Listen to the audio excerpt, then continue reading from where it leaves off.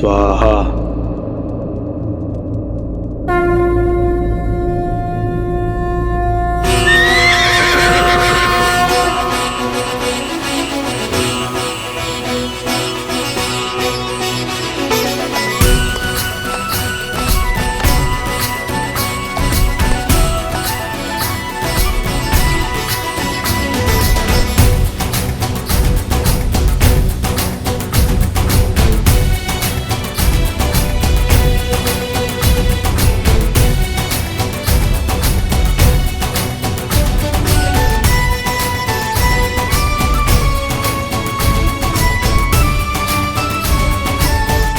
शीघ्र ही कार्तिक शुक्ल एकम के दिन अश्वमेध यज्ञ का अश्व समस्त भूमि में अपना मुक्त विहार आरंभ करेगा। जय श्री राम! जय श्री राम! जय श्री राम! जय श्री राम! जय श्री राम! कुश, कुश, अब और चला नहीं जा रहा है। भूख लगी है। भूख का राग मत चलाको, चलते रहो। तुम क्या खा रहे हो? खा नहीं जाओ, केवल चबा रहा हूँ। गले के नीचे अभी तक कुछ नहीं उतरा। खा के बोलो कुछ, कुछ समझ नहीं आ रहा। तुमने कहा तो खा लिया। अब तक तो केवल चबा रहा था। इतना भी मूर्ख नहीं हो कुछ। मैं यहाँ भूख से मरा जा रहा हूँ और तुम अकेले फल खा रहे हो। भूल गए मैं किसका पुत्र हूँ? माता सीता। ये कैसी प्रतीति है, कैसा आभास है यार। एक और लगता है कि कुछ बहुत शुभ घटने वाला है, तो दूसरी ओर लगता है कि कुछ ऐसा घटा है जिससे भक्ति की पावन डोर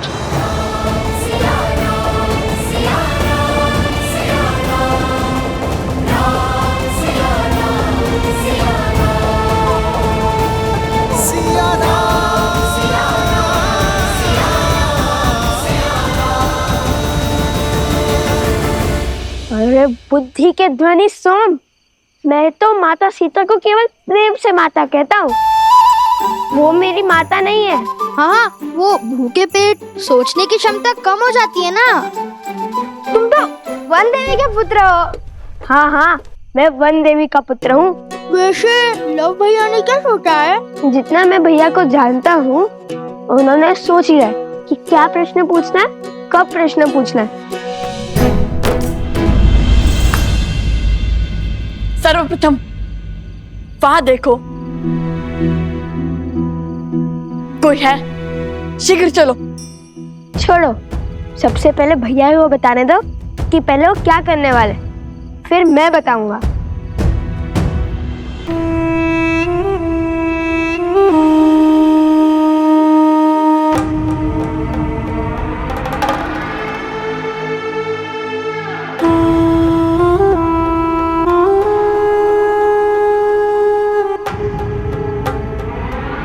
मैं तो साधारण सा दूत हूँ। यहाँ की सूचना वहां और वहां की सूचना यहाँ लाता हूँ। किंतु आप लोग तो ऋषि कुमार है ना? यज्ञ की समाप्ति से पहले ही निकल आए। जिस जगह पर हमारी राजकुमारी के साथ इतना घोर अन्याय हुआ, वहां हम कैसे रुक सकते हैं? तो आप भी मिथिला से हो? जी। आप भी मतलब? केवल यही है मिथिला से भद्र? मैं भी मिथिला से ही हूँ। मेरे पिताश्री तो राजदूत हुआ करते थे, किंतु मैं सामान्य व्यापारियों की भांति कार्य करता हूँ। किंतु एक प्रश्न है मन में। पूछिए। जिन्हें मिथिला के राजा ने क्षमा कर दिया, उनसे आप क्यों क्रोधित हैं? आप क्यों नहीं क्षमा कर पा रहे हैं? यहाँ बात क्षमा और दंड की नहीं है, सत्य की है। यदि प्रभु श्री राम अपराधी होते तो भला भगवान वाल्मीकि हमें अयोध्या क्यों भेजते? और वो भी कला के बल के साथ। तो फिर निकल क्यों आए? क्या समस्या थी वहां? समस्या थी महारानी सीता की अनुपस्थिति। हम वहां से निकल आए क्योंकि एक ऐसा प्रश्न मन में उठा जिसका उत्तर हमें शीघ्र जानना है। महाराज ने महारानी सीता का त्याग कर दिया, किंतु हमें पूर्ण विश्वास है कि ये निर्णय अकेले महाराज का नहीं था, और ये निर्णय यदि महारानी सीता और महाराज राम का था तो ये प्रश्न भी हमें उन दोनों से एक साथ पूछना होगा। इसलिए सर्वप्रथम हमें महारानी सीता को खोजना होगा। ना जाने कितने प्रश्न उठ रहे होंगे उन दोनों के हृदय में, किंतु आर्य, यदि उन्हें सत्य का आभास हुआ तो मैं उनके मन में आपका पुष्प मुरझाने नहीं दूंगी।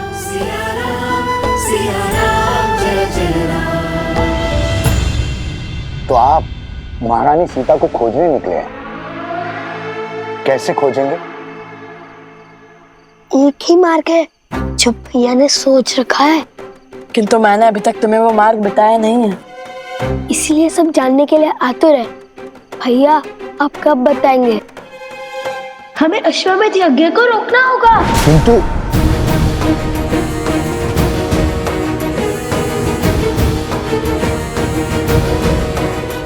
लव, तुमने सच में अश्वमेध यज्ञ के अश्व को रोकने का निर्णय लिया है? हाँ, माता सीता को खोजने के लिए हम अश्वमेध का अश्व रोकेंगे।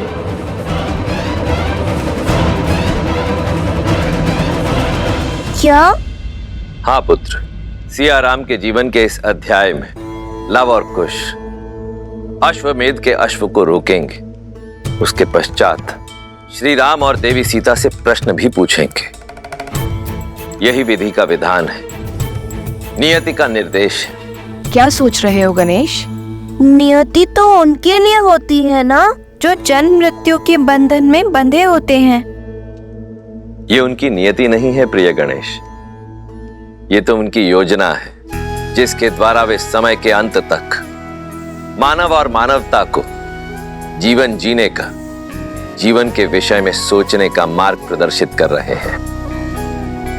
लक्ष्मी और नारायण अपने मूल स्वरूप में धरती पर वास नहीं कर सकते, इसीलिए अपने मानव स्वरूप में वो संसार को मर्यादा का पाठ पढ़ा रहे हैं और अब अपने पुत्रों के कर्मों द्वारा वो संसार को धर्म की शिक्षा देना चाहते हैं। तो अब लव और कुश अपने ही पिता के विरोध में शस्त्र उठाएंगे महादेव।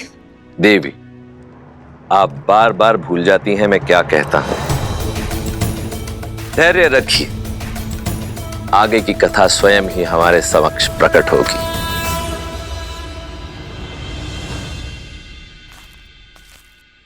बहुत देखो, वो देखो,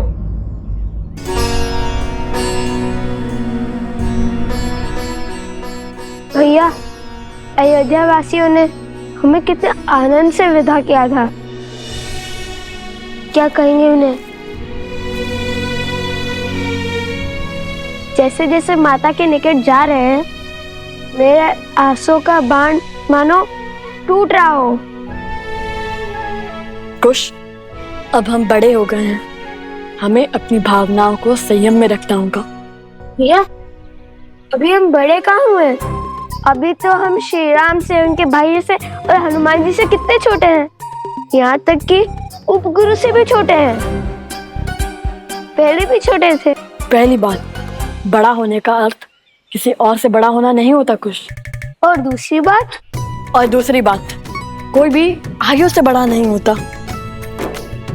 बड़े तो अनुभव से होते हैं, और भगवान वाल्मीकि के आशीष से हमने तो अनेक अनुभव हुए हैं ना।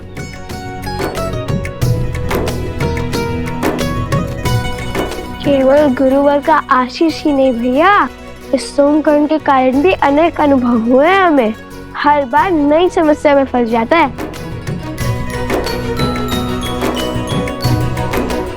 चलो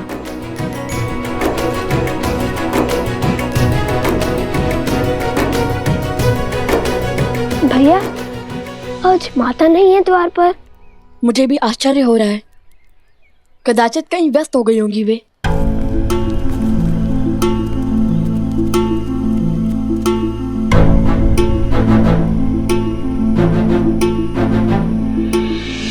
कैसी है श्री राम की अयोध्या? साथ क्या लाए और महाराज से भेंट हुई? प्रजा ने तुम्हारे मुख से राम कथा सुनी? कोई उपहार मिला? जो भी पूछना है सोमकरण से पूछो। आकुश, माता के पास चलते हैं। आज प्रथम बार माता हमारे स्वागत के लिए द्वार पर नहीं आई। लगता है खाली हाथ लौटे हो।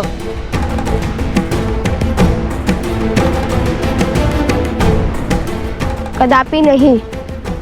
उपहार में जीवन के सबसे महत्वपूर्ण कर्तव्य लाया हूं, जो अब हमें स्पष्ट रूप से दिखाई देने लगा है। आगे क्या करना है पता है हमें।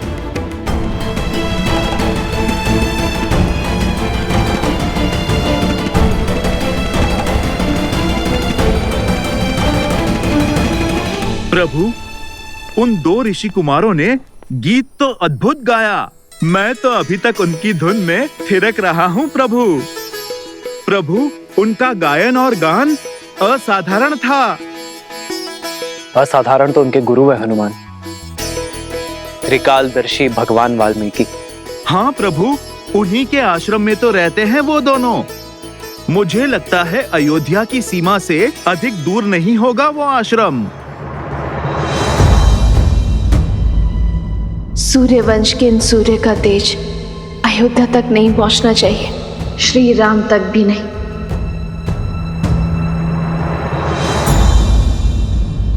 माता, आप ठीक तो है ना? माता, आप प्रथम बार हमारी प्रतीक्षा के लिए द्वार पर नहीं आई थी, क्यों? माता,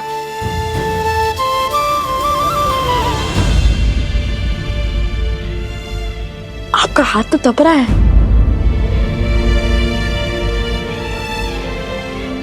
आप यहाँ आइए माता। मैं बिल्कुल ठीक हूँ।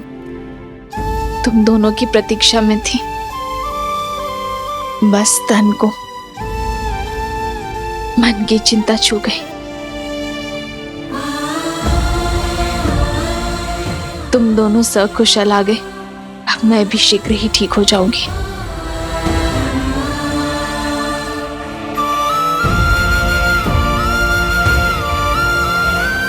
मैं अभी आपके लिए जड़ी बूटी लेके आता हूँ। गुरुदेव ने हमें सिखाया था। आप देखना, आप शीघ्र ही स्वस्थ हो जाएंगी।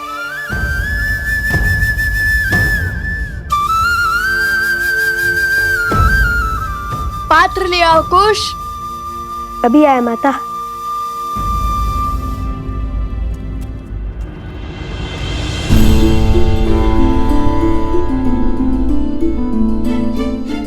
आर्य, मैं इनसे अयोध्या के बारे में कैसे पूछूं? एक और मन करता है कि अयोध्या की कुशलता के बारे में पूछूं, तो दूसरी ओर अयोध्या में हुए उनके अनुभव का विवरण जानने से भयभीत भी है।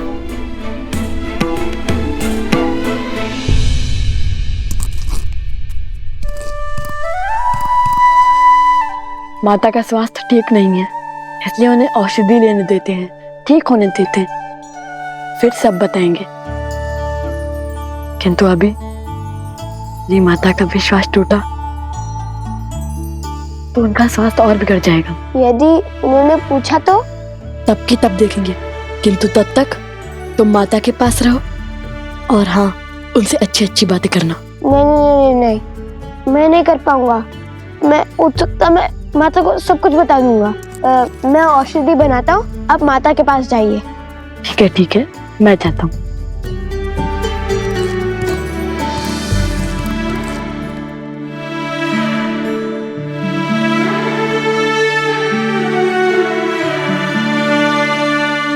कुछ पात्र में बूटी लेने गया है माता। वो हट कर रहा था कि आपके लिए बूटी वही बनाएगा। पुत्र, तुमने कुछ बताया नहीं। कैसी लगी अयोध्या? सब कुशल है ना वहां? हाँ, सब ठीक है, वहां पर सब कुशल है, पूर्णतः कुशल। तुम दोनों ने प्रभु के दर्शन किए? हाँ, अवश्य। हमने उनके दर्शन भी किए, उन्हें राम कथा भी सुनाई और हम उनसे भेंट भी लाया। अरे नहीं, वो हमें भेंट भी देने वाले थे, किंतु उनके हाथ का धागा टूट गया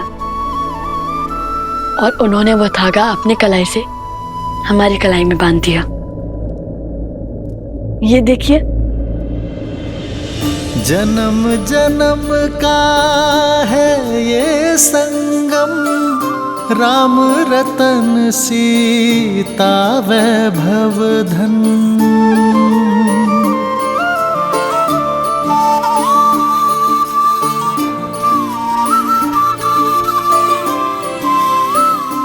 ये धागा महारानी सीता ने उन्हें बांधा था।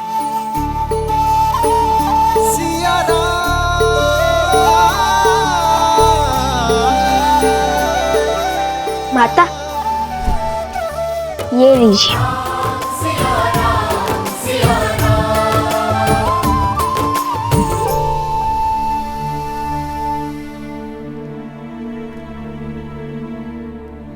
अब आप विश्राम कीजिए माता, हम गुरुदेव से मिलकर आते हैं।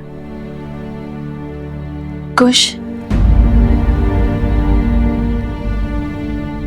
क्या हुआ है तुम्हें?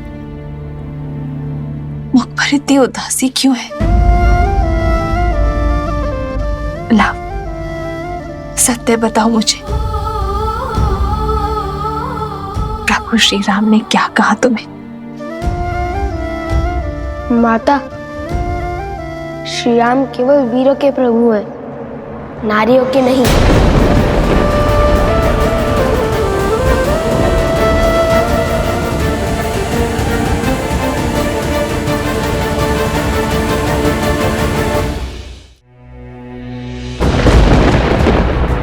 खुश, ये कैसे कटु शब्दों का प्रयोग कर रहे हो तुम?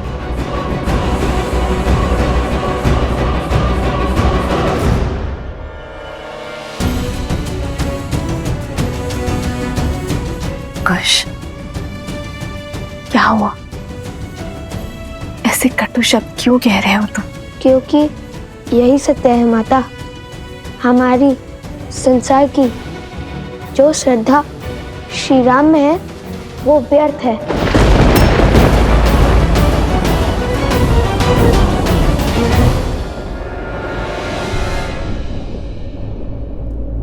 तो अयोध्या से श्रद्धा का अर्थ सीख के आए हैं मेरे पुत्र।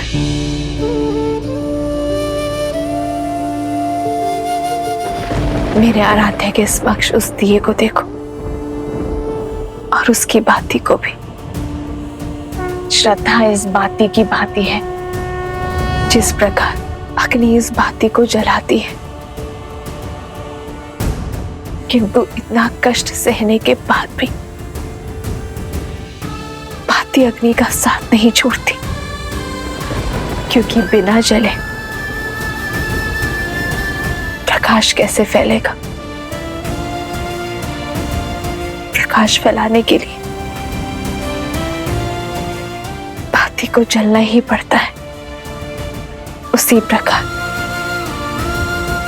श्रद्धा हृदय को पीड़ा तो दे सकती है,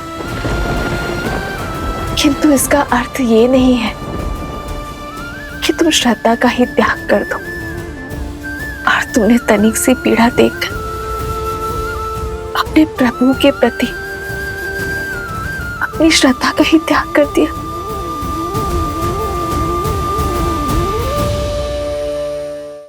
क्या श्रद्धा इतनी दृष्टिहीन होती है कि उसे किसी का अपराध या उसका दोष तक नहीं दिखता?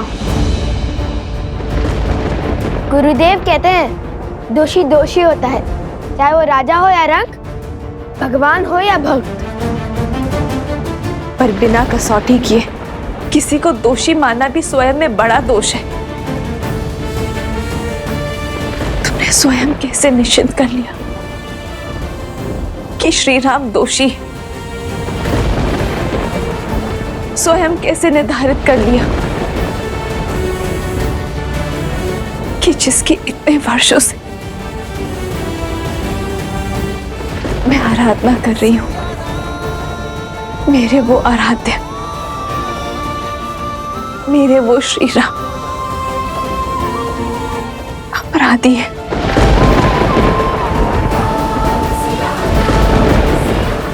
दोष और गुण निर्धारित करने का ज्ञान प्राप्त कर लिया तुमने।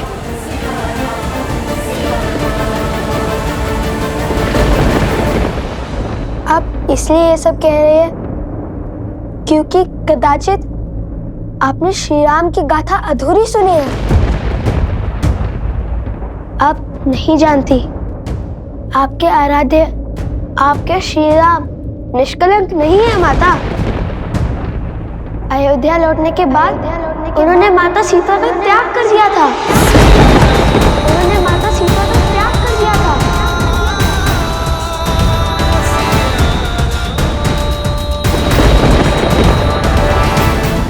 क्या ये अन्याय नहीं है?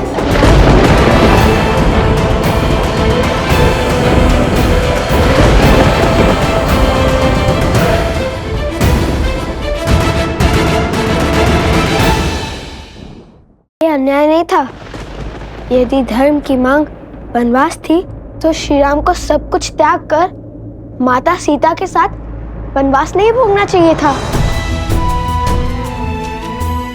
सोचिए माता, जब श्री राम ने अपनी अर्धांगिनी को त्याग कर दिया था तब माता सीता के मन में क्या बीती होगी, कितना घोर कष्ट हुआ होगा उन्हें।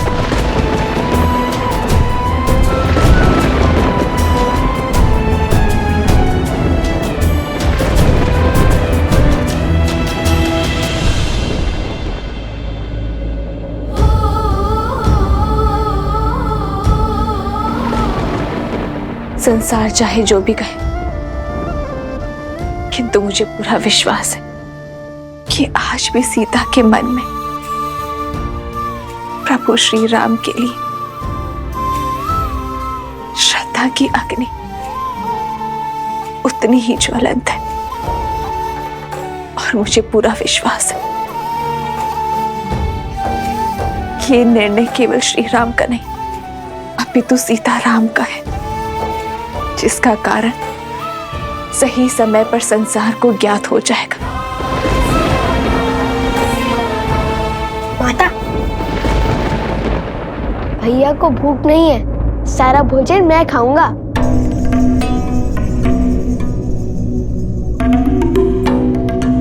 ये भोजन कहाँ से आया बीच में? आ गई बस, भैया को भूख नहीं लगी आज। ये दिलाव को भूख नहीं लगी तो उसे स्वयं बोलने दो। और तुम्हें कैसे पता उसके मन की स्थिति? वैसे ही माता सीता के मन की स्थिति आप कैसे जान सकती है माता? इसलिए हमने निश्चय किया है कि हम महारानी सीता को खोजने जाएंगे।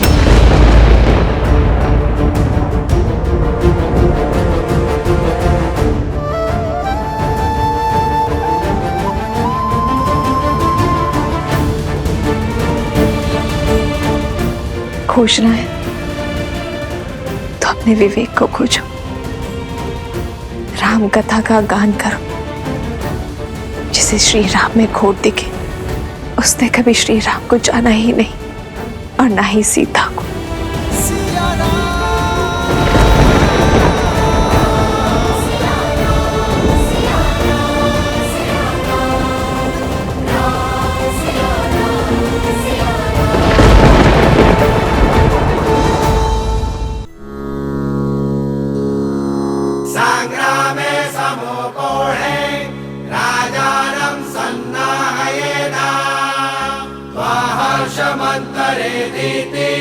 पश्चाद्रतस्यावस्थाय जिमूत सेवा भवति प्रतीकमिति कवचम् प्रयच्छेत उतरया।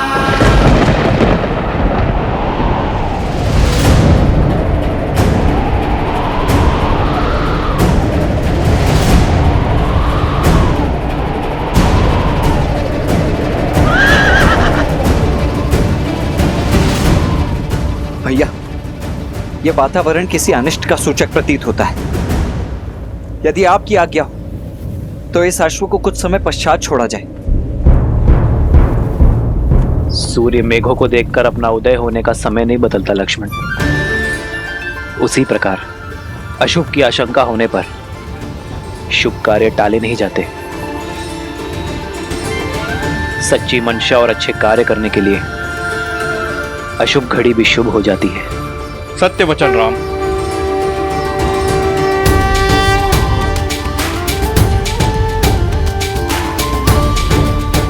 ये अश्वमेध का अश्व है जो धर्मात्मा महाराज कौशल नरेश अयोध्यापति श्री राम की संपत्ति है और मर्यादा और धर्म की गति का प्रतीक है।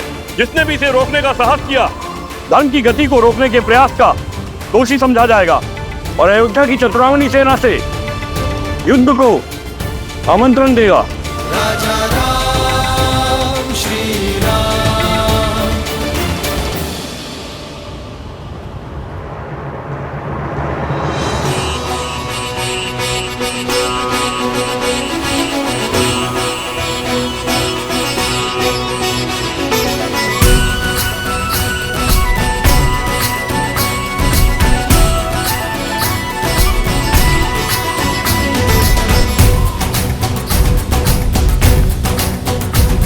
जन जन का मन हर्षाया है, देखो स्वराज्य अब आया है। सेना के साथ अश्व की रक्षा के लिए कौन जाएगा? हम सभी सज्ज हैं भैया। आप जिसे आदेश देंगे वो तैयार है। क्या मैं चला जाऊं भैया? ध्यान रहे शत्रुघ्न, ये यज्ञ अन्य राज्यों पर धर्म की सुरक्षा और संधि प्रदान करने के लिए है, उन पर अधिकार स्थापित करने के लिए नहीं है। धर्म और मर्यादा पर संसार की अटूट श्रद्धा बनाए रखने के लिए तुम्हारी सहायता चाहिए मित्र। क्या हमारा सहयोग करोगे? बस इस श्रद्धा को टूटने मत देना।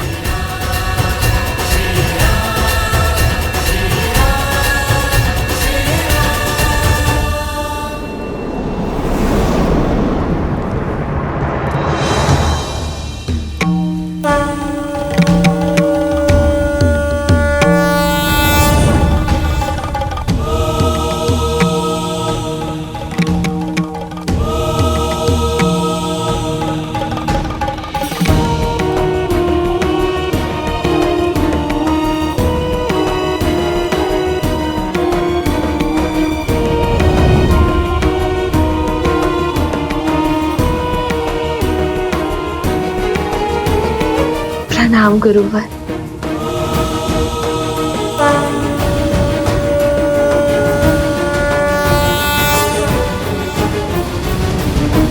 गुरुवर,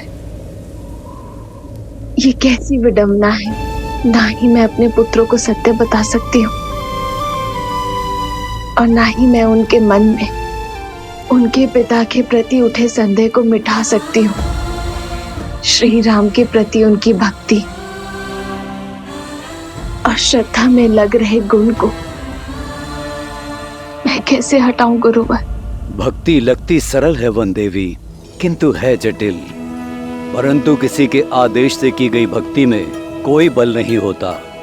जब संदेह के ताप में लवकुश की भक्ति जलेगी तो स्वर्ण सी दृढ़ होकर निकलेगी। देखना, एक दिन उनकी भक्ति से प्रेरित होकर संपूर्ण संसार श्री राम भक्ति का लाभ उठाएगा। इसलिए उन्हें अपने मार्ग खोजकर आप तक और आपके माध्यम से उन्हें अपने पिता तक पहुंचने दीजिए। श्री राम के निर्देश पर संदेह तो लक्ष्मण जी ने भी किया होगा। ये तो फिर भी आपके पुत्र हैं। आपकी ओर से प्रश्न करने का लवकुश को पूरा अधिकार है। हे वन देवी, आप तो साक्षात प्रकृति हैं, भूमिजा हैं। यदि आप विचलित हुई तो प्रकृति का नियंत्रण ही टूट जाएगा। इसलिए आप धैर्य धरें और मन को शांत कर अपने आराध्य को स्मरण करें। सब शुभ होगा।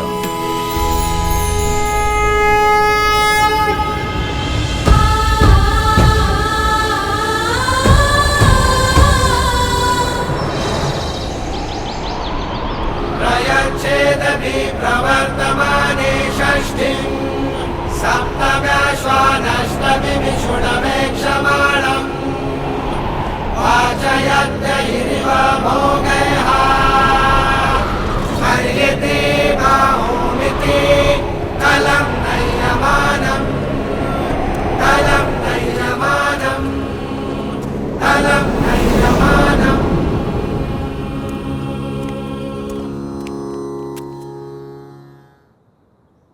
सेनापति, अश्व की रक्षा के लिए किसी के प्राण लेने का अधिकार नहीं है आपको, किंतु रोकने वाले को बंदी बनाने का पूरा अधिकार है। शत्रुघ्न अपनी सेना लेकर आपके पीछे आ रहा है।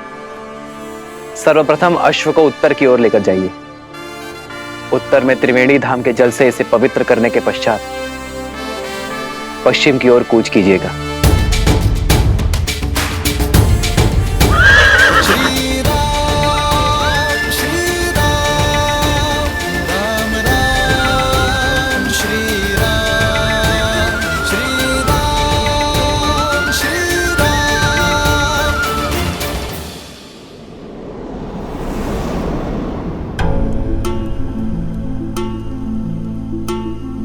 जाने कहाँ होंगी माता सीता? लो, माता सामने है और ये उन्हें जगत भर ढूंढने चले। क्या क्या कहा तुमने? मैं बताता हूं।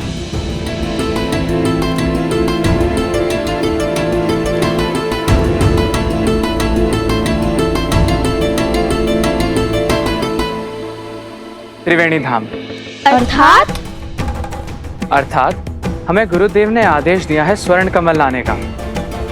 हमें उत्तर की ओर त्रिवेणी धाम जाना होगा।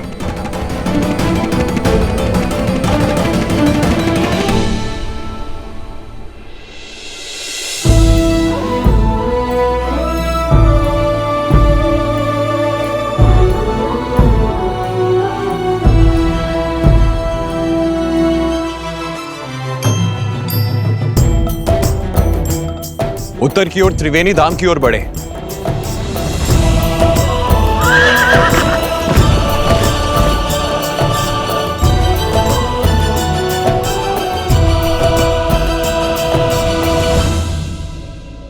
यहाँ हम किसी और दुविधा में हैं और गुरुदेव हमें त्रिवेणी भेजना चाहते हैं।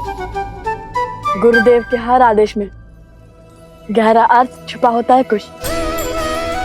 अब देखना, यहाँ से हमें अवश्य ही कोई नया मार्ग मिलेगा।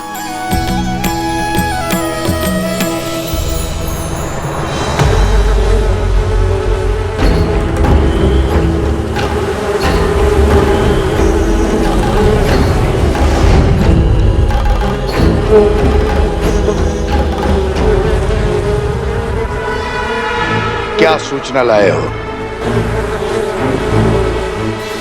ठीक है, जाओ पूर्व में बसे परेशी गांव में पुनः असुरी रोग फैलाओ। मेरी माया तुम्हारे साथ है।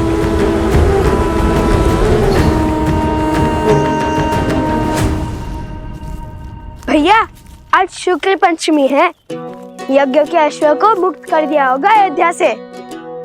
हाँ, और कदाचित इसलिए भगवान वाल्मीकि ने हमें आज ही त्रिवेणी धाम जाने का आदेश दिया, या फिर कदाचित यहीं कोई हमें महारानी सीता से मिलने का मार्ग मिल जाए। हाँ भैया, महारानी सीता से मिलने का मार्ग मिल जाए, मुझे अधिक प्रसन्नता होगी। अब बातें बंद करो और आगे बढ़ो। क्या पता नियति का क्या निर्णय हो हमारे लिए। अरे शीघ्र चलो, महारानी सीता से मिलना है या नहीं?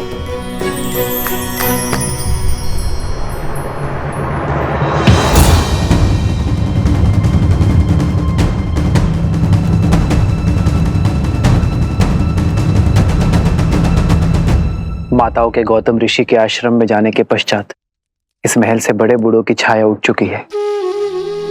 आप दोनों का यहाँ आने के लिए कोटि कोटि धन्यवाद। यदि आपका मार्गदर्शन ना होता तो अश्वमेध यज्ञ का इतनी सरलता से आरंभ ना होता।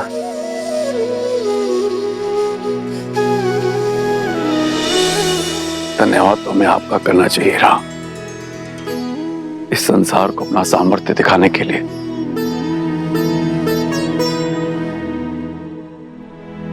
अब हमें आज्ञा दीजिए। चलते हैं।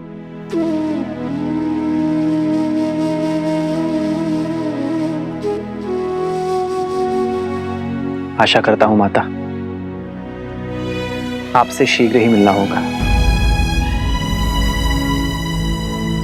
माता, मन में संदेह नहीं,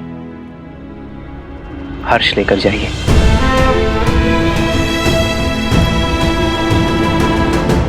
माता,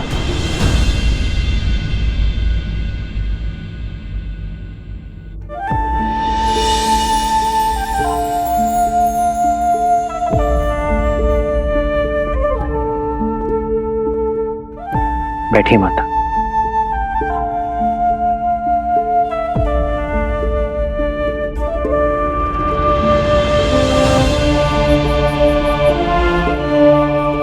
बताइए माता, सीता की अनुपस्थिति में सीता का अर्धांग आपका पुत्र नहीं बन सकता?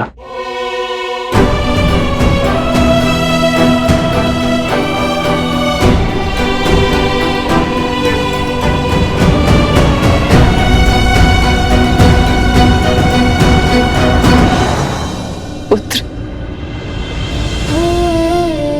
आपने मेरे मन के भावों को उचित पढ़ा है। कुछ समय में जो कुछ भी हुआ, उस कारण मेरे मन में एक प्रश्न पुनः जाग उठा है, जो मैंने कभी त्याग दिया था।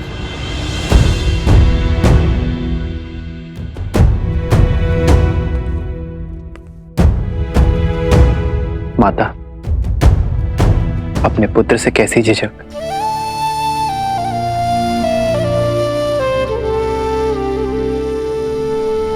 मेरी सीता का वनवास कब पूर्ण होगा राम? कब मेरे हृदय में बसने वाली मेरी पुत्री मेरे नेत्रों के समक्ष होगी? कब इस मुहूर्त के स्थान पर मेरी सीता मेरे समक्ष आएगी राम? उसकी कोई सूचना, कोई समाचार सुनने के लिए मेरा मन व्याकुल है राम। मेरा देह, मेरी आत्मा मेरी सीता के लिए तड़प रही है। एक बार, केवल एक बार मेरे आस के दीप को आपके वचन की अग्नि दे दीजिए राम।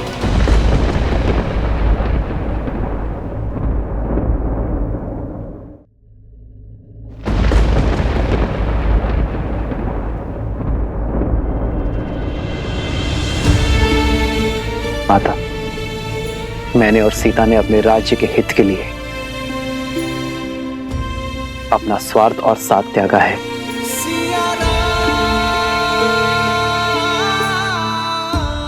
किंतु मैं आपको वचन देता हूं, यदि मेरे इस निर्णय पर मुझे पुनर्विचार करने का कोई भी कारण मिलेगा, तो मैं अपनी सीता को खोजने अवश्य जाऊंगा।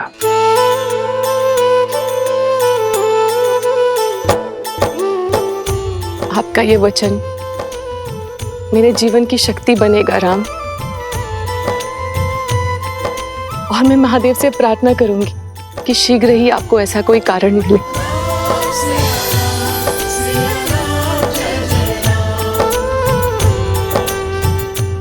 माता, अपनी पुत्री के वियोग के दुख में डूबी एक माता की इच्छा महादेव अवश्य पूरी करेंगे।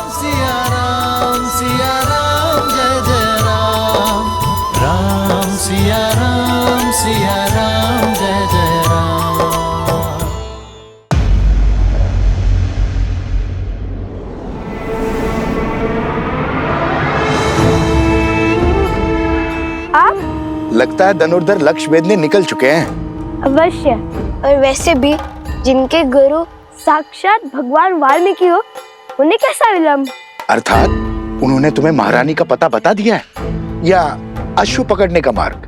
नहीं तो ज्ञानी कभी सीधा मार्ग नहीं बताते। उनका हर आदेश अपने आप मार्ग तक ले जाता है। और अभी हमारे गुरुदेव ने त्रिवेणी धाम जाने का आदेश दिया है।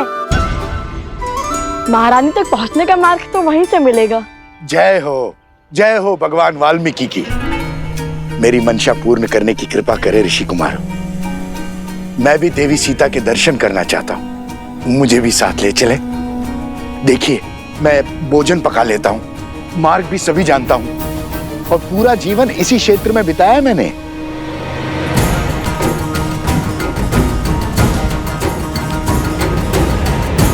सबकी क्या राय है? सब अपना अपना मत बताइए।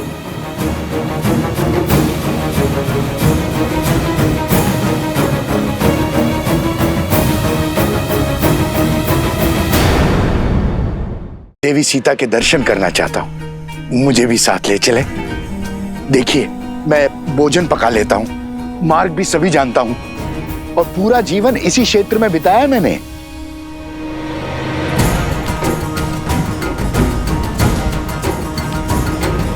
सबकी क्या राय है? सब अपना अपना मत बताइए। आप मिथिलावासी हैं, आपको तो हमारे साथ चलना ही चाहिए। जो सबका मत है वही मेरा भी है। अच्छा, तो भाभी श्री को प्रेम से सब बुलाने लगे हो आप।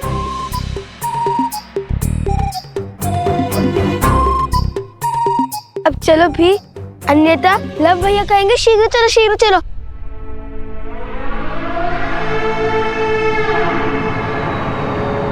अरे अब भी चलिए, सबका मत सिद्ध हो चुका है, परंतु आपकी रक्षा का दायित्व हम नहीं लेंगे। स्मरण रहे, हम पर अन्य बहुत से उत्तरदायित्व हैं। इतने वर्षों से इसी वन में भटक रहा हूँ, अपनी रक्षा स्वयं कर सकता हूँ। बिना शस्त्र के कैसी रक्षा? पैरों से। जहाँ भय लिखा वहां से भाग खड़े होंगे, है ना?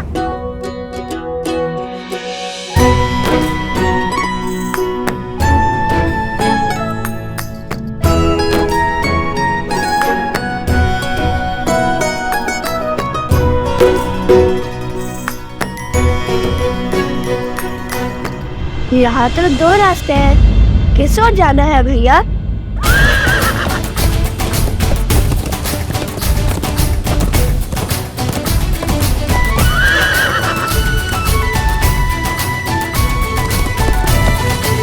त्रिवेणी धाम जाने के सबसे उचित मार्ग जानते हैं आप? अवश्य, त्रिवेणी धाम यहाँ से उत्तर में है, किंतु मार्ग में अनेक नदियां, अनेक पर्वत आएंगे। बहुत समय लग जाएगा पहुंचने में। उचित होगा कि हम पूर्व से जाएं। ये अश्व तो पूर्व दिशा की ओर जा रहा है, त्रिवेणी नहीं।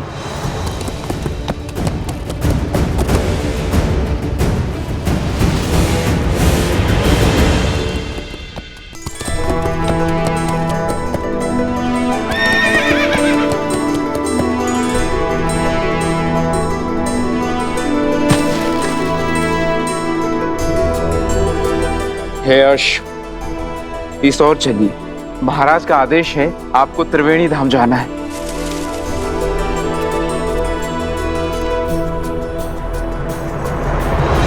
नहीं! यज्ञ के अश्व को नहीं मारते हैं बोल। इसी क्षण जाओ और राजकुमार शत्रुघ्न को सूचित करो कि अश्व ने अपना मार्ग बदल लिया है, वो पूर्व दिशा की ओर जा रहा है। उनसे कहो कि वो भी उसी दिशा में आए। जाओ, अति शीघ्र जाओ। जो आज्ञा सेनापति। त्रिवेणी धाम तीर्थ में स्नान करने का महत्व है। जब अश्व 3 पवित्र नदियों के जल से निकलते हैं तो देवता समस्त प्रजा को उनके पापों से मुक्त कर देते हैं। यदि उस अश्व को देवता त्रिवेणी से दूर ले जा रहे हैं तो अवश्य ही हमारा कार्य अधिक विकट हो जाएगा। हमें अपनी समस्त शक्तियों के साथ उस अश्व के पीछे जाना होगा। जय श्री राम, जय श्री राम, जय श्री राम, जय श्री राम। बचाओ, बचाओ, बचाओ, बचाओ। मैंने तो उस ओर से आ रही है।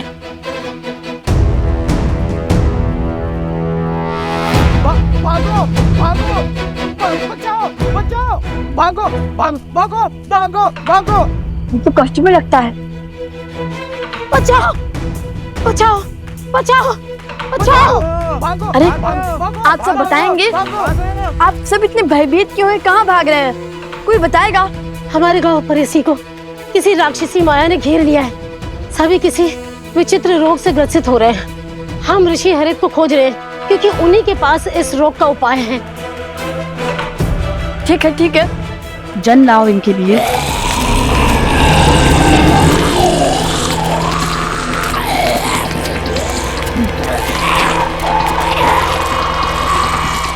आप सब हमारे पीछे आइए।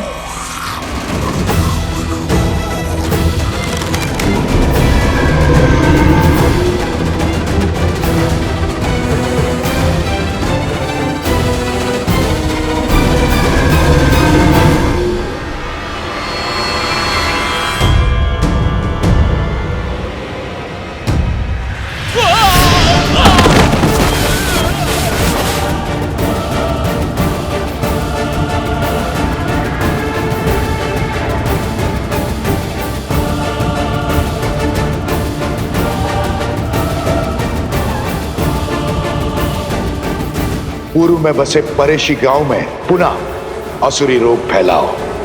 मेरी माया तुम्हारे साथ है।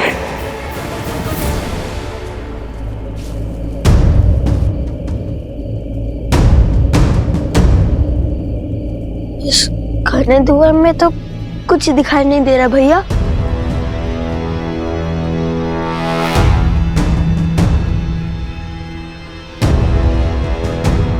भैया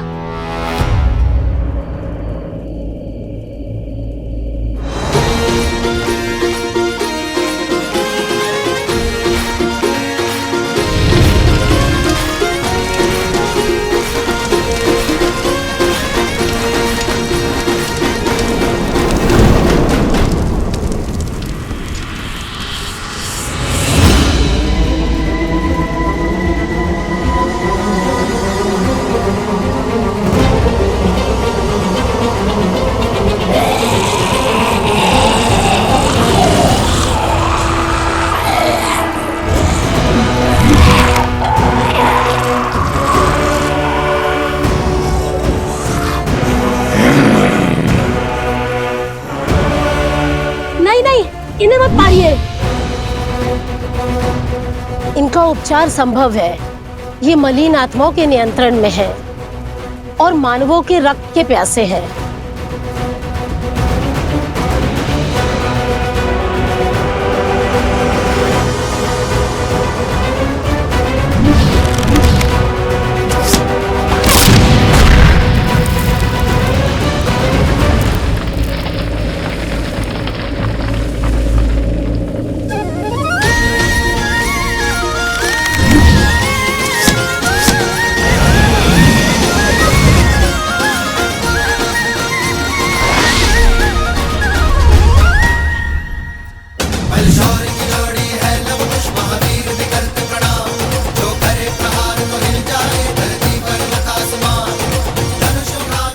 लव कुश,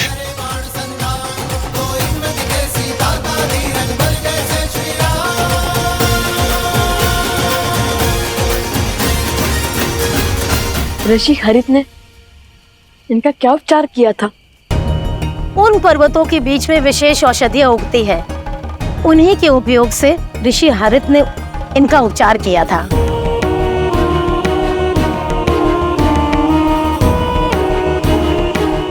आप उपगुरु अवत्सला और भाभी श्री प्रसूता के साथ ऋषि हरित के पास जाइए, हम औषधि लेकर आते हैं। और महाशय आप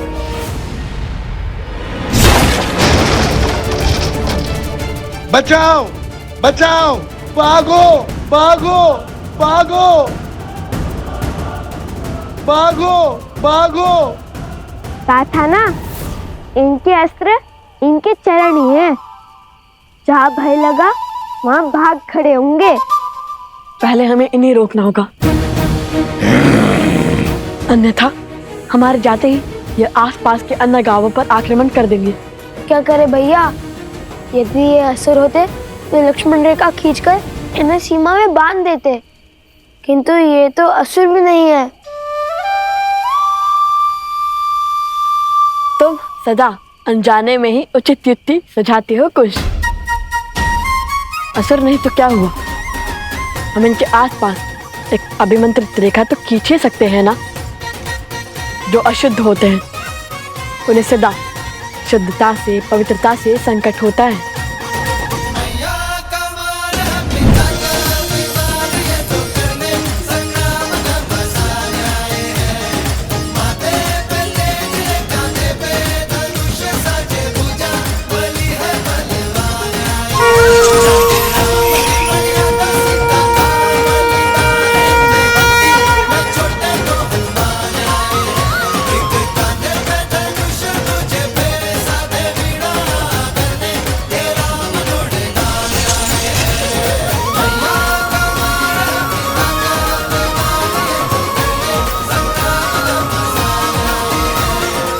ये इस अभिमंत्रित रेखा को पार नहीं कर पाएंगे कुश। आप सब शीघ्र जाइए। सोमकरण, कुश, चलो।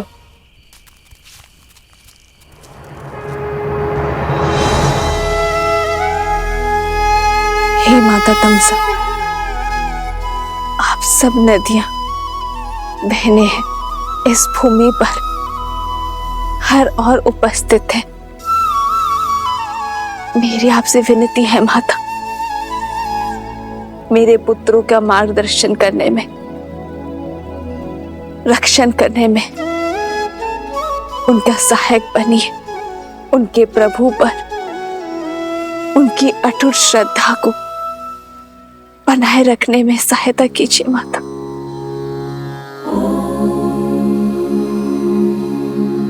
जलनीता पूजनम महानदी देवतानां यथा सर्वाणि देवी सीता प्रीयन्ते तथा तामसः। जलनीता पूजनम महानदी देवतानां यथा सर्वाणि नद्यः प्रीयन्ते तथा तामसः। भूमि की हर नदी जानती है कि आप भूमि देवी की पुत्री सीता भूमिजा है और आपकी संतानों की सुरक्षा हमारा दायित्व है। माता, त्रिवेणी धाम में सभी महानदियां आपके पुत्रों को अपना आशीर्वाद देने हेतु उपस्थित होंगे, किंतु जैसे हम स्वयं किसी घड़े तक नहीं जाती, आपके पुत्रों को हमारा आशीर्वाद प्राप्त करने के लिए नदी में स्वयं स्नान करना होगा। आपका कोटि कोटि धन्यवाद माता। आपके शब्दों ने मेरे मन में आशा की ज्योत जलाई है।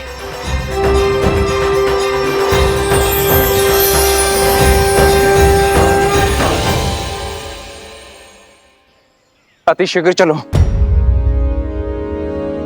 यह अश्व तो पर्वत की ओर जा रहा है। यहाँ हम अश्व की क्या स्वयं की भी रक्षा नहीं कर पाएंगे। चलो शीघ्र चलो।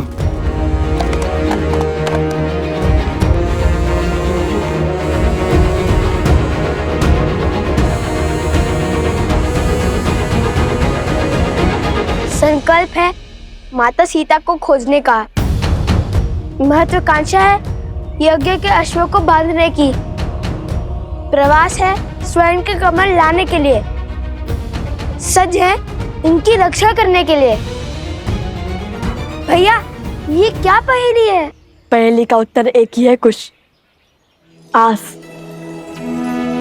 और यदि भगवान वाल्मीकि ने यह आदेश दिया है तो अवश्य ही हमारे सारे कार्य एक स्थल पर जाके जुड़ते होंगे। अश्व, अश्व? इसके ऊपर तो छत्र है, कहीं ये अश्वमेध का अश्व है।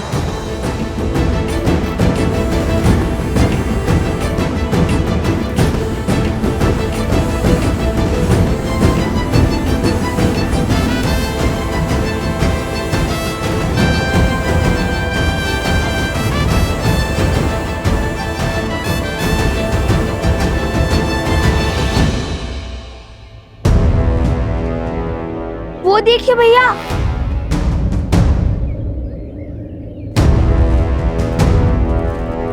राक्षस लगते हैं। अश्व के लिए आए हैं। चलाइए तीर और कर दीजिए इन्हें परास्त। ध्यान से देखो, वे सैनिक हैं और हम सैनिकों पर आक्रमण नहीं कर सकते, किंतु अश्व के लिए केवल इतने सैनिक।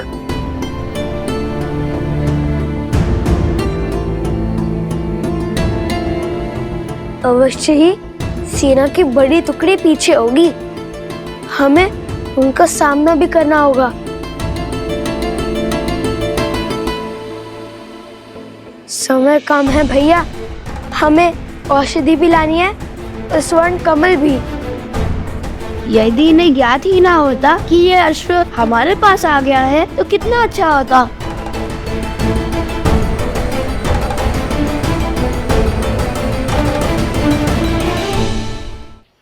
कुश, सोम, आसपास के गांव से एक अश्व ला। हम उस अश्व को इससे बदल देंगे और जब तक वो हमारे ये भेद जानेंगे तब तक यज्ञ का अश्व हम ले जाएंगे। उचित है, आप यही अश्व पर दृष्टि रखिए, हम जाकर अभी अश्व को लाते हैं। मुझे तो अश्व से बात करना भी आता है, वो मेरी बात यूं मान जाएगा। अश्व मिल गया, अब चलकर श्री राम से प्रश्न करेंगे। लक्ष्मण, संसार को कालांतर तक गौ पूजा स्मरण रखनी चाहिए। वेदों में भी गौ सेवा को सबसे पवित्र माना गया है। गौ के चरणों में तो देवता भी निवास करते हैं। और जिस प्रेम से गौ अपने शिशु का पालन करती है, उसी प्रेम से संसार को भी पालती है। गौ केवल एक पशु नहीं, वो हमारे लिए माता समान है, जो निस्वार्थ अपने दूध से संसार का पोषण करती है। जिस स्थान पर गौ का सम्मान होता है, वो स्थान कभी निर्धन या भूखा नहीं रहता। इसलिए गौ के लिए प्रेम और सेवा केवल हमारा कर्तव्य ही नहीं, हमारे जीवन का आधार भी है। श्री राम श्री राम श्री राम।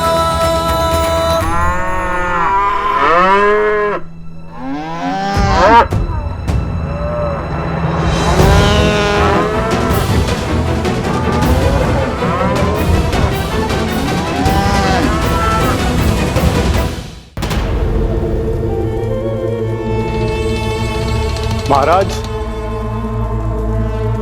महाराज, अश्वमेध यज्ञ के कारण अयोध्या की प्रजा फिर से उस राम की ओर समर्पित हो रही है। मेरे अथक प्रयासों के बाद भी मैं उनके मन को विचलित नहीं कर पा रहा हूं। और कितना समय लेंगे आप महाराज? समय बड़ा चंचल होता है बानासुर, वो किसी के वश में नहीं आता है।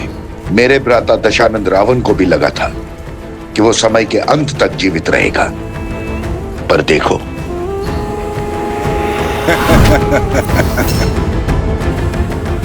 मैं उन बालकों के मन में एक बीज बो चुका हूं, एक सोच कि संसार में ऐसे भी पिता है जो अपने बालकों की सहायता के लिए कभी नहीं आए।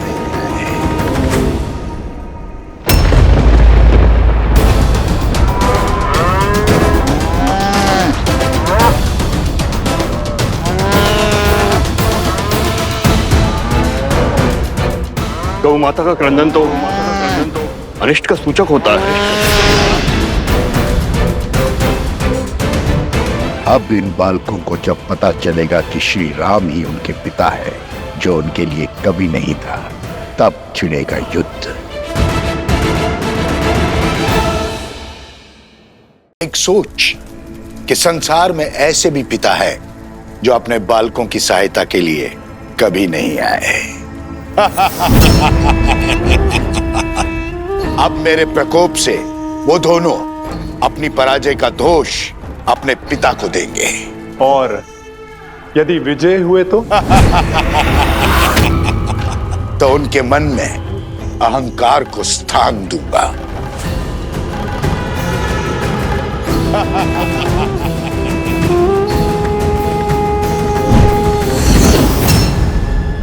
अब उन्हें सत्य बताना मेरा दायित्व है। उन्हें यह ज्ञान देना कि उनके पिता और कोई नहीं, उनके आराध्य श्री राम हैं। और जिस सीता से मिले बिना वो उसके कष्ट को जानकर इतने विचलित हो गए, वो और कोई नहीं, उन्हीं की माता है जिसका राम ने त्याग किया है।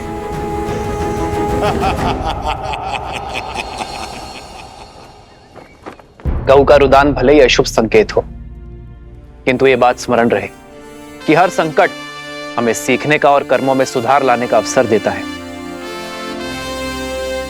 और जैसे आर्य सुमंत ने बताया कि गऊ के रुदान का कारण उसके बछड़े से उसका विरह था, जिसे शीघ्र ही ढूंढकर उसकी माता से पुनः मिलाने का आदेश है। महाराज, ये तो नहीं पता कि आपने ऐसा क्यों किया, किंतु क्या शत्रुघ्न को अश्व से दूर रखने का आदेश उचित है? शक्तिशाली राष्ट्र सबसे पहले आक्रमण नहीं करता भरत, और जिस राजा की अयोध्या के अश्वमेध यज्ञ को चुनौती देने की इच्छा है, उसे भी तो युद्ध के लिए सज्ज होने का अवसर मिलना चाहिए। और यदि इस बीच किसी कारणवश अश्व की मृत्यु हो जाए तब क्या होगा? अश्व की मृत्यु तभी संभव है जब यज्ञ देवता कुपित हो। यज्ञ देवता का प्रभु श्री राम पर कोपित होना तो असंभव है। संभव है। असंभव? जितनी पवित्रता से भैया ने ये यज्ञ करवाया है, यज्ञ देवता का कुपित होना असंभव है गुरुदेव। यज्ञ में दी आहुति यदि यज्ञ देवता ने ना स्वीकारी तो वो कुपित होंगे। परंतु यज्ञ देवता आहुति स्वीकार करेंगे क्यों नहीं? क्योंकि यज्ञ में मंत्रोच्चार केवल महाराज राम ने किया है, उनकी पत्नी ने नहीं। परंतु महारानी की मूर्ति मंत्रोच्चार कैसे कर सकती है?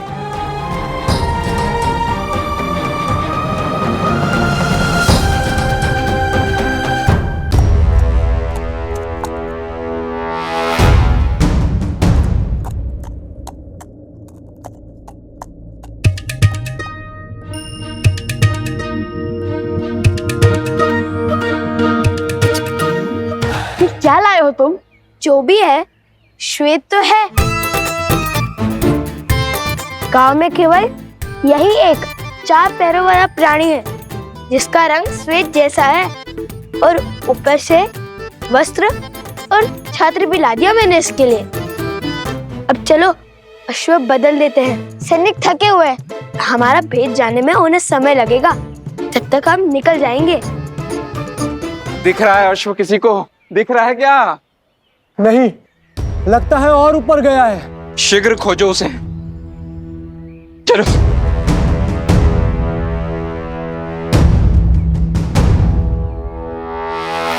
हमें सैनिकों का ध्यान भटकाना होगा। जो आ गया भैया, आप अश्व को पकड़िए, मैं अश्व की ध्वनि निकालता हूँ, उनका ध्यान भटकाता हूँ। ये अश्व की ध्वनि है या फिर गधे की? पर भैया गधा तो डी चौ करता है।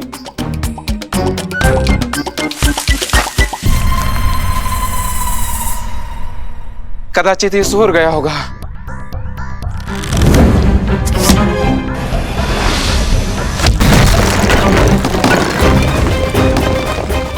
ये ईश्वर क्या ध्वनि है?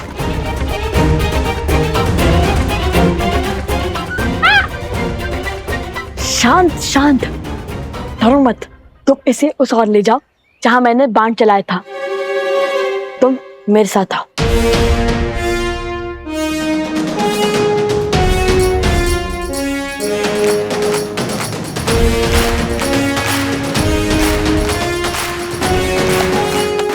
मरण है ना, हमें अश्व को कैसे रोकना है? कैसे रोकना है? ये बात कब हुई? तो तुम्हें क्या लगता है भगवान वाल्मीकि ने हमें मिथिला के प्रवास के लिए क्यों भेजा था? ओ, स्मरण है, इस प्रवास की तैयारी के लिए।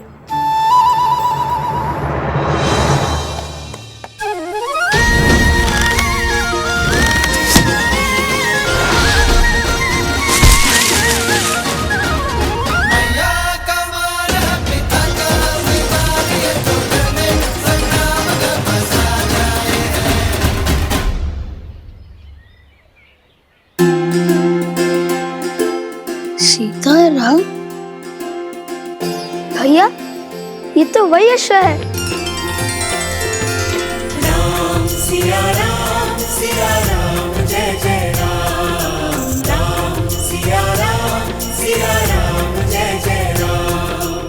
कदाचित इसका, हमारा और सीताराम का कोई ना कोई संबंध अवश्य है। क्यों मित्र, हम स्मरण है ना?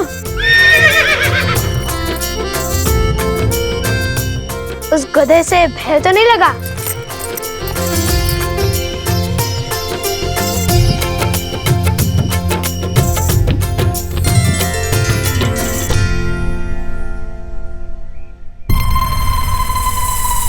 अरे ये अश्व का कद कैसे घट गया? मिला, अश्व मिला।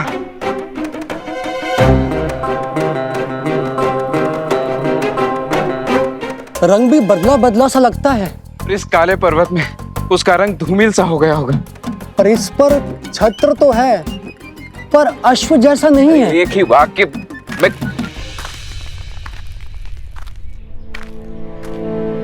प्रणाम राजकुमार। सेना भी पहुंच रही है। अश्व मिला क्या आप सबको? उस ओर देखिए राजकुमार, हमने एक क्षण भी अश्व से अपनी दृष्टि ओझल नहीं की। आदेश यज्ञ के अश्व पर दृष्टि रखना था सेनापति। आप लोग यहाँ क्या वनगमन कर रहे हैं? अश्व के पीछे ही गमन कर रहे हैं राजकुमार। ये क्या आपको अश्व दिखाई दे रहा है?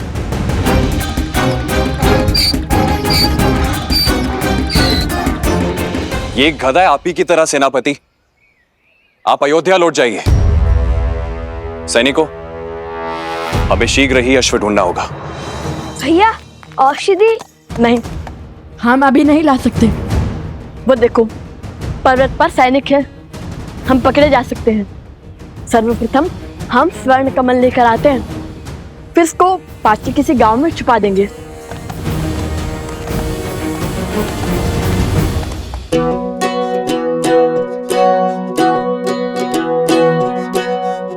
सुनो, यह स्थान उचित है। यहाँ पर कोई भी अश्व को नहीं ढूंढ पाएगा।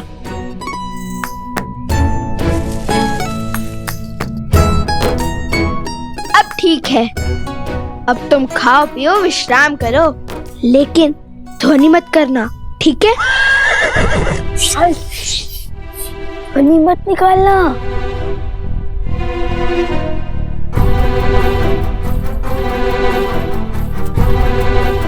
चलो।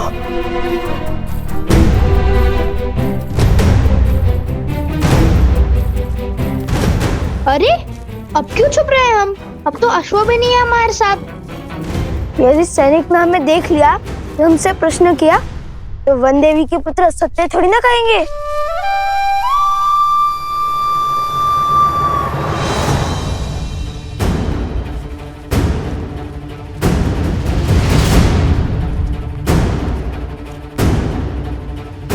त्रिवेणी धाम निकट ही है, शीघ्र चलो।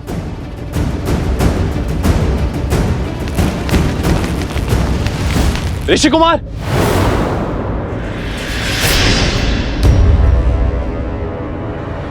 भागो!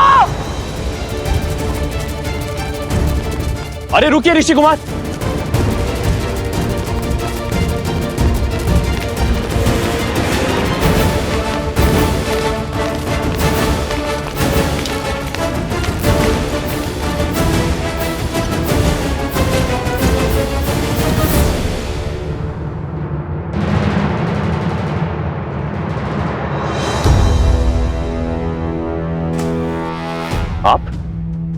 आपको तो मैंने अयोध्या में देखा था। और क्या वो ऋषि कुमार वही हैं जिन्होंने अयोध्या में गान किया था? क्या आप क्या कहना चाहते हैं? नहीं, वो नहीं है। तो फिर वो दोनों भागे क्यों? क्योंकि वो असत्य नहीं बोल सकते, किंतु मैं बोल सकता हूँ ना। आपने क्या हमारे अश्वमेध के अश्व को कहीं देखा है? सत्य कही, अन्यथा आपके प्राण संकट में पड़ सकते हैं। सत्य सत्य तो ये है, आप और आपके सैनिक कभी एक बाल ऋषि कुमार के प्राण नहीं हारेंगे। और दूसरा सत्य ये है, आप और आपके सैनिक लव कुश से कभी जीत नहीं पाएंगे। राजरुज, वो दिख गए, वो ऋषि कुमार। ऋषि कुमार रुको।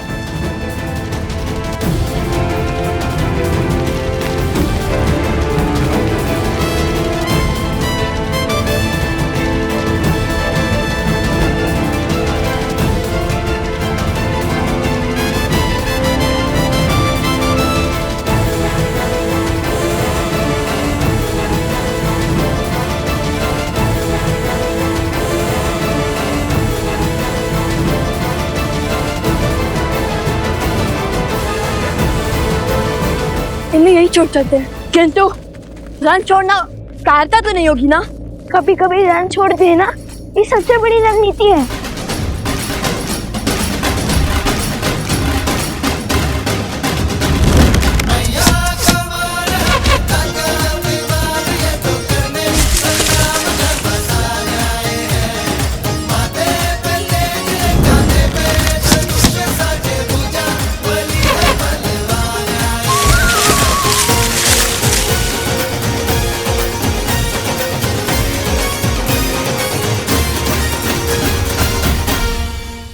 सैनिकों, शीघ्र हटाओ इसे।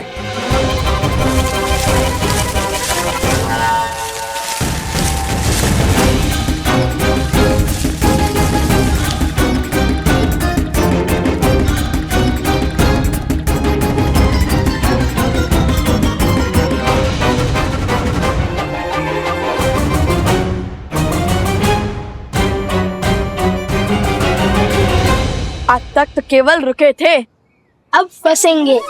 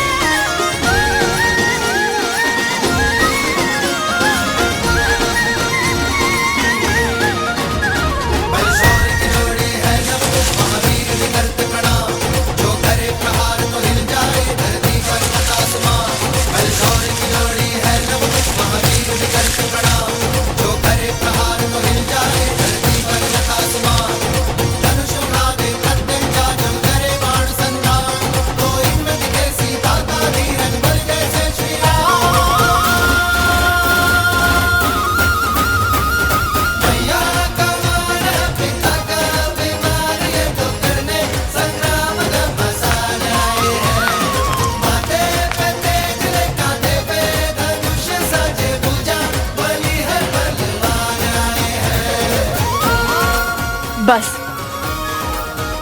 अब वो यहाँ फंस जाएंगे और हमें अधिक समय मिल जाएगा।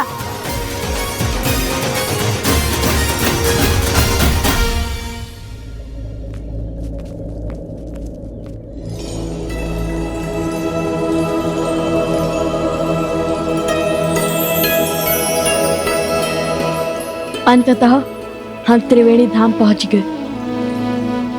वो देखो तमसा, वो देखो सोना, और वो जो दाहिने ओर से आ रही है वो है सप्तगंडिका, जहाँ तीनों नदियों के मिलने का स्थान है, इसलिए ये त्रिवेणी है। काफी सुंदर भैया, क्या रूप है इस त्रिवेणी धाम का।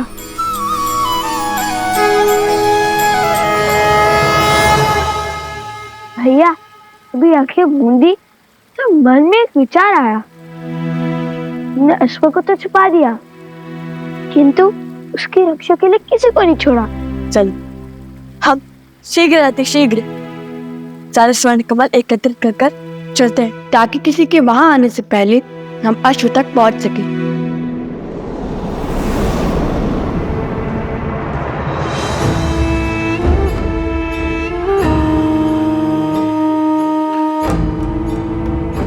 आओ प्रबंधासुर, देखो तुम्हारे परम मित्र और मेरे प्रिय पुत्र चंद्रबाहु की मृत्यु का प्रतिशोध लेने की घड़ी आ गई है।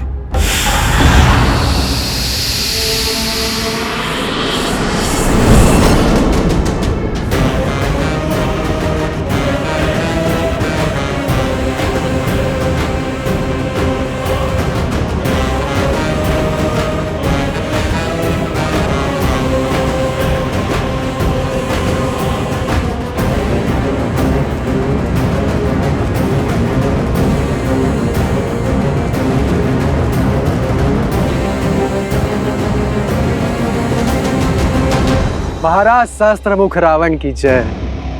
महाराज, जिस क्षण की प्रतीक्षा में मैं अब तक जी रहा था, वो क्षण, वो प्रतिशोध का सुख देने के लिए आपका कोटि कोटि धन्यवाद। धन्यवाद मुझे नहीं, उन बालकों को दो, वही तो है इस सुअवसर के सूत्रधार।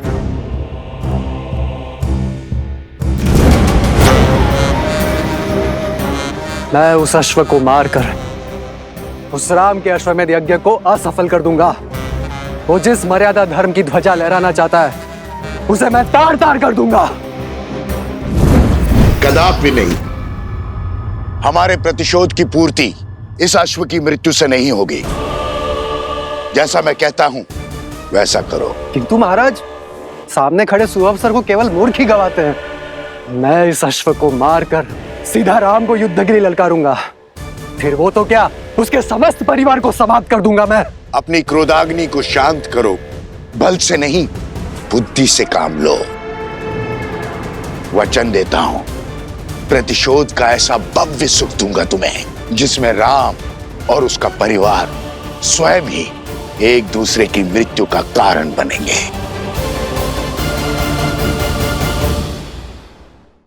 सोचो, एक बार में सबको मारने में आनंद आएगा या उन्हें स्वयं ही एक एक करके एक दूसरे को मारते हुए देखने में आनंद आएगा। और अपनी योजना के लिए मैंने तुम्हें चुना है, क्योंकि छल में तुम्हें मात देना असंभव है। तुम कभी भी कोई भी रूप धरकर किसी भी वस्तु में प्रकट हो सकते हो। मैं चाहता हूं कि तुम यज्ञ के अंत तक इस अश्व के साथ रहो। वो लवकुश बहुत संस्कारी और साहसी है। तुम मेरे साथ मिलकर इस अश्व को इक्ष्वाकु वंश के अंत का साधन बनाओगे। परंतु महाराज, किंतु परंतु यद्यपि कुछ नहीं सुनना है मुझे। जैसा कहता हूं वैसा करते जाओ।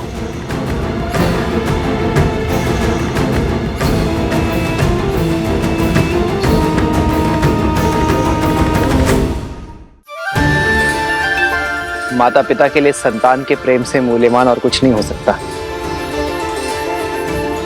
फिर चाहे वो देव हो या दानव, मानव हो या पशु।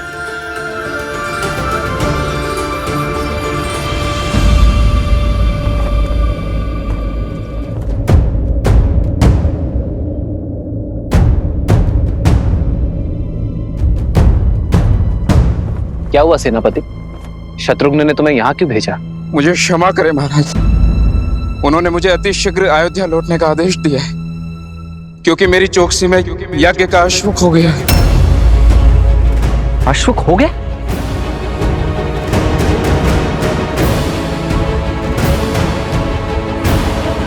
और अब वो स्वयं अश्व को खोज रहे हैं। यज्ञ का अभिमंत्रण आसुरी शक्तियों और दुर्घटनाओं से बचाता है, किंतु केवल तब जब देवताओं का आशीर्वाद हमारे साथ हो।